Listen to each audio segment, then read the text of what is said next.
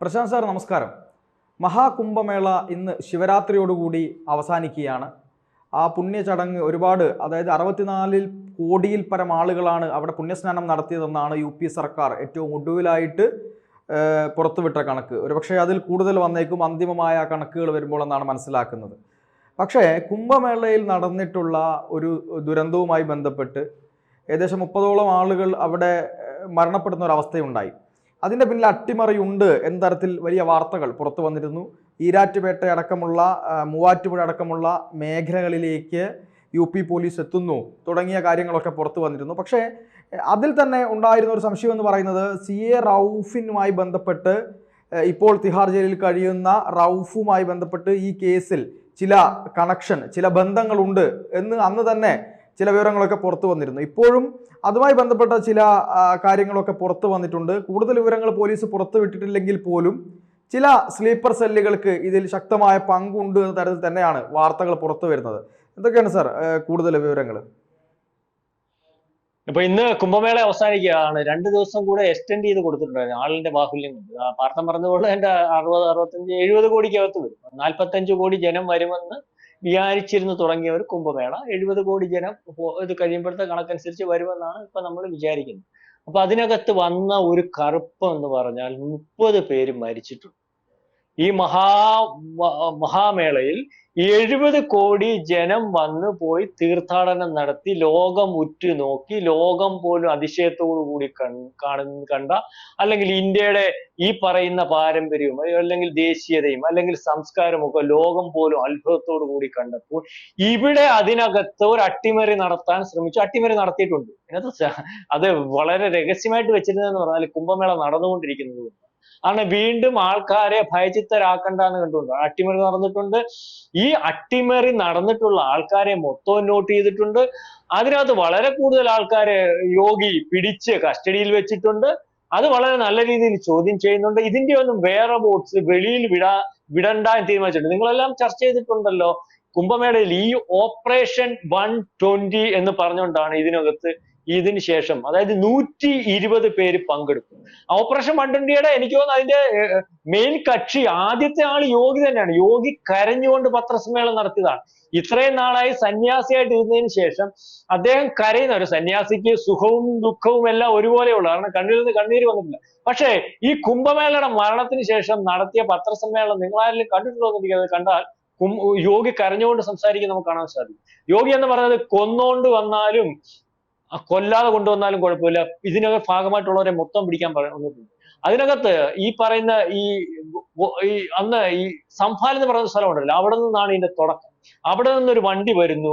ആ വണ്ടിക്കകത്ത് അന്നേരം 60 പേര്, അതിനുശേഷം 545 കിലോമീറ്റർ 600 കിലോമീറ്റർ അകത്തുണ്ട് ഇവിടുന്ന് ഈ പറയുന്ന കുംഭമേള നടക്കുന്നിടത്ത് വരെ. അവിടെ വന്നപ്പോഴത്തേന് ഇതിനകത്ത് 120 പേരുണ്ട്. അതായത് അവിടം വരെ പ്ലാൻ ചെയ്ത ആൾക്കാരെ വളരെ വഴിയിൽ നിന്ന് കയറ്റി കൊണ്ടുവരുന്ന ഒരവസ്ഥ. ഇതിനകത്ത് 40ഓളം മലയാളികൾ ഉണ്ടെന്നാണ് പറയുന്നത്. 40ഓളം മലയാളികൾ ഇവിടെ സ്ഥിരമായിട്ട് കേരളത്തിൽ നിൽക്കുന്ന ആൾക്കാരല്ല. അതിനകത്ത് ഈരാറ്റുപേട്ടക്കാരും ഉണ്ട്. അപ്പൊ ഇതൊക്കെ ആരുണ്ട്, എന്തുണ്ട്, ആരെയൊക്കെ പൊക്കിയിട്ടുണ്ട് എന്നുള്ളതിനെ പറ്റിയൊന്നും അറിയത്തില്ല. കാരണം ഇതേ രീതിയിലുള്ള ഓപ്പറേഷൻസിന് ആളിനെ പൊക്കിക്കൊണ്ട് പോയാൽ അവനെ പിന്നെ തിരക്കാൻ പോലും കിട്ടാത്തൊരവസ്ഥയുണ്ട്. കാരണം കൊല്ലത്തു നിന്നൊക്കെ ആൾക്കാരെ പൊക്കിക്കൊണ്ട് പോയിട്ടുള്ളത് നമുക്കറിയാം. പിന്നെ അവരുടെ വീട്ടുകാർക്ക് വരത്തില്ല, നാട്ടുകാർക്ക് വരത്തില്ല, എവിടെ പോയാൽ തിരക്കുന്നേ. അപ്പൊ ഇതിനകത്ത് വളരെ വ്യക്തമായിട്ട് അന്വേഷണത്തുനിന്ന് കിട്ടുന്ന ഒരു റിപ്പോർട്ട് എന്ന് പറഞ്ഞാൽ ഇതിനകത്ത് കേരളത്തിനകത്തുനിന്ന് വളരെ കൃത്യമായ ബന്ധമുണ്ട്. അതായത് ഈരാറ്റുപേട്ടയിൽ നിന്ന് ബന്ധമുണ്ട്. കഴിഞ്ഞ ദിവസം ഇദ്ദേഹത്തെ പിടിച്ച് ഈ പറയുന്ന മതവിദ്വേഷ പ്രസംഗം നടത്തി എന്ന് പറഞ്ഞ് പിടിച്ച ഒരാൾ അകത്തിരിപ്പുണ്ട്, ICU കിടപ്പുണ്ട്. അയാൾ പറഞ്ഞത് ഇവിടെ മതവിദ്വേഷ പ്രസംഗമൊന്നും അല്ല, നിങ്ങൾ ഇവിടുത്തെ മുസ്ലിം ലീഗുകാരനും ഇവിടുത്തെ കോൺഗ്രസ്സുകാരനും മാർക്സിസ്റ്റ് പാർട്ടിക്കാരനും നിങ്ങൾ ഇവിടെ മാന്യമായിട്ട് ജീവിക്കുന്ന മുസ്ലിങ്ങളൊക്കെ ഉണ്ടാവും. പക്ഷെ അതിനകത്ത് മാന്യത അല്ലാതെ ജീവിക്കുന്നവനും രാജ്യത്തെ ഒറ്റുകൊടുക്കുന്നവനും ഈ രാജ്യത്ത് പ്രശ്നങ്ങൾ ഉണ്ടാക്കുന്നവനും അല്ലെങ്കിൽ മറ്റു സമുദായത്തിനകത്ത് വിഷയം ഉണ്ടാക്കുന്നവനും മറ്റു സമുദായത്തിനകത്ത് ജീവിക്കാൻ സാഹചര്യം ഇല്ലാതാക്കുന്നവനും ഭൂരിപക്ഷമായാൽ ഈ രാജ്യം പിടിച്ചടക്കാൻ നിൽക്കുന്ന മാനസികാവസ്ഥയിലുള്ള ആൾക്കാരുണ്ട്. അവരെ തിരിച്ചറിയണം. അത് കേരളത്തിലാണ് ഏറ്റവും കൂടുതൽ എന്ന് പറഞ്ഞതിനാണ് അയാളെ പിടിച്ചകത്ത് വെച്ചിരിക്കുന്നത്. അതായത് താലിബാൻ സ്റ്റൈൽ. അതിന് ഇവിടെ കൂട്ട് വോട്ട് അത് എല്ലാ രാഷ്ട്രീയക്കാരിലും നിൽക്കുന്നത്. അപ്പൊ ഇത് ശരിയാവുന്ന ഒരു രീതിയിലേക്കുള്ള ഒരു വർത്തമാനമാണ് വന്നത്. റൌഫ് അറിയാമല്ലോ, ഈ 2022 ഒരു സുപ്രഭാതത്തിൽ വന്നു കയറ്റി കൊണ്ടുപോയി. ഇവിടുത്തെ PFIക്കാരന്റെ കാര്യമാണ് ഞാൻ പറഞ്ഞത്. നിരോധനം ഏർപ്പെടുത്തി കയറ്റി കൊണ്ടുപോയപ്പോ അന്ന് ഒരാളെ പിടികിട്ടിയില്ലായിരുന്നു. ആരാന്ന് ഓർമ്മയുണ്ടോ? റൌഫ്. എടാ, ഈ ലോകത്ത് എവിടെ PFIക്കാരൻ ഇരിപ്പുണ്ടെന്ന് ഡൽഹിയിലിരുന്ന് വളരെ കൃത്യമായിട്ട് നോട്ട് ചെയ്തിട്ട് എല്ലാ പ്രദേശത്തും ഈ ആൾക്കാരെ ഒരുപോലെ വിട്ട് ആ പ്രദേശം മൊത്തം മൊബൈൽ ഉൾപ്പെടെ ജാമർ വെച്ച് ജാം ചെയ്ത് ചലിക്കാൻ പറ്റാത്ത രീതിയിൽ ഇവരെയെല്ലാം ഒരേ സമയം ഒരേപോലെ കോളറെ പിടിച്ച് ഇല്ല നമ്മൾ മുയലിനെ എടുക്കുന്നത് പോലെ എടുത്ത് വണ്ടിക്കകത്ത് കയറ്റി കൊണ്ടുവരാൻ പറ്റുന്ന ഈ സംവിധാനമുള്ള ലോകത്തിലെ ഏറ്റവും വലിയ രഹസ്യാന്വേഷണ സംവിധാനമുള്ള അല്ലെങ്കിൽ ഇന്റലിജൻസ് ഉള്ള അല്ലെങ്കിൽ നമ്മുടെ പറയുന്ന രഹസ്യാന്വേഷണ പട്ടാളം സംവിധാനമുള്ള നമ്മളെ അങ്ങ് റൌഫിനെ പിടിക്കാൻ പറ്റിയില്ല. റൌഫ് വലിയ ആളാ കേട്ടോ, റൌഫിനെ കിട്ടത്തില്ല. റൌഫിനെ 2 ആഴ്ച കഴിഞ്ഞാൽ പിടിച്ചത്. റൌഫിനെ വിട്ടു. അറിയാമോ, ഈ ചൂണ്ടയില് വലിയ മീനെ നമ്മള് കൊളുത്തി കഴിഞ്ഞാൽ അവനെ പുറകോട്ട് വിടും. വിട്ടിട്ട് ഇവൻ എവിടം വരെ പോകുന്ന ക്ഷീണിപ്പിച്ചിട്ട് ഇവനെ തിരിച്ചു പിടിക്കും. അങ്ങനത്തെ അത് സയന്റിഫിക് ആയിട്ടുള്ള.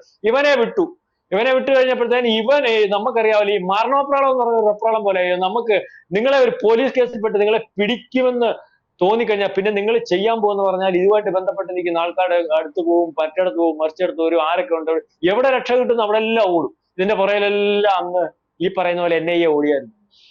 ഇവൻ എവിടൊക്കെ ചെല്ലുന്നു, ആരുമായിട്ടൊക്കെ ബന്ധപ്പെടുന്നു, എവിടൊക്കെ ഫോൺ ചെയ്യുന്നു എല്ലാം നോക്കിയിട്ട് ഇതിന്റെ മൊത്തം കണക്ഷൻസ് വന്ന് കണക്ട് ചെയ്തത്. അപ്പം ഇതിനകത്ത് അന്ന് പറഞ്ഞതാണ് സ്ലീപ്പർ സെല്ലുകളുണ്ട്, അതുപോലെ സാംസ്കാരിക സംഘടനകളുണ്ട്, ആൾക്കാരെ ഉദ്ധരിക്കുന്നതിന് വേണ്ടിയുണ്ട്, ആൾക്കാരെ കൊല്ലുന്നതിന് വേണ്ടിയുണ്ട്, ഡൈൻ സ്ക്വാഡ്, അങ്ങനെ പല രീതിയിലുള്ള സ്ക്വാഡുകളാണ്. അപ്പം അതുപോലെ ചാവേർ സ്ക്വാഡുകളുണ്ട്. അപ്പം ഇതുപോലെയുള്ള എല്ലാ സംവിധാനത്തിന്റെയും റൂട്ട് പിടിച്ചിട്ട് ഇതിനകത്ത് വെച്ചിട്ടാണ് NIA അന്ന് ഈ സാറിനെ എപ്പോഴും ചിരിച്ചോണ്ടിരിക്കുന്ന ആ സാറിനെ പിടിച്ചകത്ത് വെച്ചത്. അപ്പൊ ഇപ്പം പുള്ളിക്ക് LLBക്ക് പഠിക്കണമെന്നൊക്കെ പറഞ്ഞുകൊണ്ട് കഴിഞ്ഞ ഒരു മാസം മുമ്പ് അപേക്ഷയൊക്കെ കൊടുത്തു. ഞാൻ പറഞ്ഞു LLBക്ക് ഒന്നും പഠിക്കണ്ട, വേണേ ജയിലിൽ നിന്ന് പുസ്തകം പഠിച്ചോളാൻ പറഞ്ഞു. ഇവൻ എങ്ങനെയും വെളിയിറങ്ങാം, കുംഭമേള നടക്കാനാണോന്ന് എനിക്കറിയത്തില്ല. ഒരു മാസം മുമ്പ് ഏതായാലും ഈ നോയിഡയിൽ നിന്നും ഡൽഹിയിൽ നിന്നും ഒക്കെ പിടിച്ചിരിക്കുന്ന 40ഓളം വരുന്ന ഈ PFI കാരനെ ചോദ്യം ചെയ്തപ്പോൾ ആ ചോദ്യം ചെയ്യലിനകത്തുനിന്ന് അകത്ത് അപ്പം ഈ PFIയുടെ നേതാവാണ് പാർത്ഥൻ. പാർത്ഥൻ ഈ നേതൃത്വം കൊടുക്കുമ്പോൾ ക്ലാസ്സുകൾ എടുക്കുമ്പോഴൊക്കെ പറയുമല്ലോ, നാളെ കാലത്തെ നമ്മൾ ഈ പോരാട്ടത്തിന്റെ ഭാഗമായിട്ട് മുന്നോട്ട് പോകുമ്പോൾ ഒരു പക്ഷേ ഞങ്ങളൊക്കെ അകത്ത് പോയേക്കാം, പക്ഷേ നിങ്ങളത് ഏറ്റെടുത്ത് മുന്നോട്ട് കൊണ്ടുപോകണമെന്ന് പറഞ്ഞുകൊണ്ട് ഏറ്റെടുത്ത് വെച്ചിരുന്നത്. അതുപോലെ തൃശ്ശൂർ പൂരം കലക്കണം, കുംഭമേള കലക്കണം, പള്ളി പൊളിക്കണം, വിശ്വഹിന്ദു പരിഷത്തിന്റെ നേതാവിനെ കൊല്ലണം, അല്ലെങ്കിൽ പ്രധാനമന്ത്രിയെ കൊല്ലണം, യോഗി ആദിത്യനെ കൊല്ലണം. അപ്പൊ ഇതിനു വേണ്ടിയുള്ള പ്ലാനിങ്ങിനകത്ത് കൂടിയിരുന്ന ആൾക്കാരെ ഇപ്പം പിടിച്ചപ്പോ ഇവന്മാര് പറഞ്ഞു ഇതിനകത്ത് ഞങ്ങൾ ഇത് പ്ലാനിങ് നേരത്തെ റൌഫിന്റെ അല്ലെ PFIയുടെ അത്തരത്തിലുള്ള പ്ലാനിങ് ഉണ്ടായിരുന്നു. ഇനി അതിനകത്തു നിന്ന് വേറെ രീതിയിലുള്ള കാര്യങ്ങളൊക്കെ ഏതെങ്കിലും രീതിയിൽ ഉണ്ടോ എന്ന് അറിയത്തില്ല. ഏതായാലും ഇതിന്റെ ഫണ്ട് റൈസ് ചെയ്യുന്നതിന് വേണ്ടി അവരകത്താണെങ്കിലും പുറത്തു നിന്ന് അത് ചെയ്യാൻ വേണ്ടിയുള്ള സംവിധാനം നേരത്തെ ഉരുത്തിരിച്ചു തന്നിട്ടുണ്ടായിരുന്നു. ആ രീതിയിലാണ് ഇപ്പൊ വാർത്തകൾ വരുന്നത്. അപ്പം ഇതിനകത്ത് ഞാൻ ഈ പറഞ്ഞത് കുംഭമേളയ്ക്കകത്തുള്ള ആളിനെ മൊത്തം യോഗി പിടിക്കും. നമുക്കറിയാം സംഭാൽ വിഷയം, ചുമ്മാതെ അവിടെ ഒരു പള്ളിക്കകത്ത് ഒരു പരാതി കൊടുത്തു. ആ പരാതി കൊടുത്തതിന്റെ പുറകിൽ അന്വേഷണത്തിന് വേണ്ടി കോടതി പറഞ്ഞു കഴിഞ്ഞാൽ അവിടെ ചെന്നപ്പം അവിടെ ചെന്നവനെ എല്ലാം കയറി തല്ലാൻ ചെന്നു. അത് അന്വേഷിച്ചപ്പോ എവിടായി? അത് അന്വേഷിച്ച് വന്നപ്പോൾ അവിടെ നടന്ന കാര്യങ്ങൾ, അതായത് 46 കൊല്ലം പൊത്ത് ഇന്നലെ വരെ നടന്ന കാര്യങ്ങളും അവിടെ ഇപ്പം നടന്നുകൊണ്ടിരിക്കുന്ന കാര്യങ്ങളും അവിടെ താമസിക്കൊണ്ടിരിക്കുന്ന പാകിസ്ഥാനികളും അവിടെ ഒരു മുസ്ലിം രാജ്യമായിട്ട് സംവിധാനമായിട്ട് പോകുന്നതും കെട്ടിടം അനധികൃതമായിട്ട് പണിഞ്ഞതും കരണ്ട് മോട്ടിച്ചതും അവിടെ ഭരണ സംവിധാനം ഒന്നും വിലപ്പോകാത്ത ഒരു അവസ്ഥയിലേക്കാണല്ലോ കാര്യങ്ങൾ. അതുപോലെ തന്നെ ഈ കുംഭമേളയ്ക്കകത്ത് പണി ചെയ്തവനെ പണി കൊടുത്തേ പോകത്തുള്ളൂ.